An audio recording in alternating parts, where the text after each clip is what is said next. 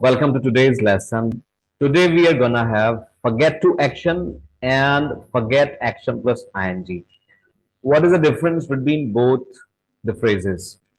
दोनों phrases में क्या difference हो जाता है? कहाँ पे हम forget to action को use करें, कहाँ पे हम forget action plus ing को use करें? To understand this, let me take an example. Example हम लोग ले लेते हैं. Once my wife prepared soup and she brought it for me. I started eating. मैंने सूप खाना शुरू किया. उसने सूप बनाया, मेरे लिए सूप लेकर के आई. But there was no salt in it.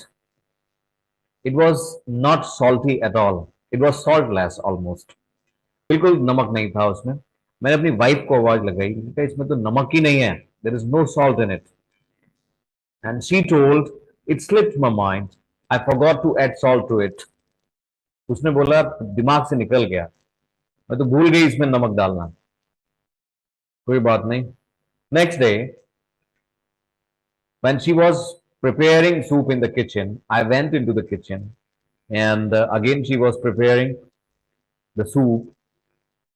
मैंने उसको पूछ लिया, मैंने कहा नमक डाल दिया है इसमें? नहीं डाला है. तो उसने बोला ध्यान नहीं मुझे डाला कि नहीं डाला, आप टेस्ट करके देखो जरा डाला कि नहीं डाला. तो उसने मुझे थोड़ा सूप दिया and I tasted it, but it was salty this time. There was enough salt. नमक था उसमें. लेकिन अब मैं यहाँ क्या बोलूं? She forgot to add salt या she forgot adding?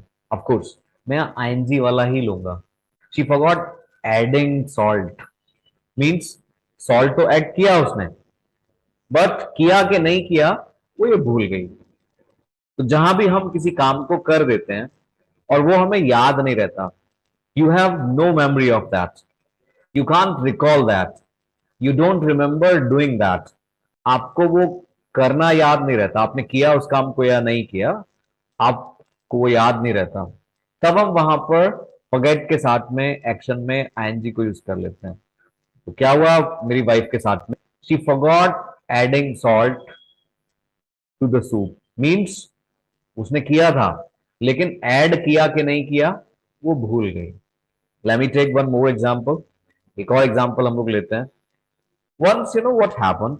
One day, I brushed my teeth at 6 o'clock in the morning, and 6 बजे ब्रश करने के बाद में again I started brushing my teeth at 6:30. 6:30 मैंने फिर से ब्रश करना शुरू कर दिया. Then my wife told, आपने तो सुबह ब्रश कर लिया था 6 बजे. You brushed your teeth at 6 o'clock in the morning. Then why are you brushing your teeth again? मैं कहा कर लिया था मैंने. It means I forgot brushing. यानी ब्रश करने का काम मेरे को याद नहीं रहा कि मैंने किया कि नहीं किया. मुझे लगा शायद नहीं किया होगा, मैं कर लेता हूं. तो I forgot brushing. हमारी रोजमर्रा की लाइफ में कई बार ऐसा हो जाता है कि हमने कोई काम किया लेकिन हम उसको याद रखना भूल गए कि हमने किया या नहीं किया. Okay, let's take one more example. एक और एग्जांपल लेते हैं इसको समझने का. One day I was going to post office with my father by car, and when we were going to the post office, father told me, "Don't forget to lock the car." Car को lock करना मत भूलना. वहां पहुंचते ही तुमको lock करना है. Means you are suppose to lock, you must lock.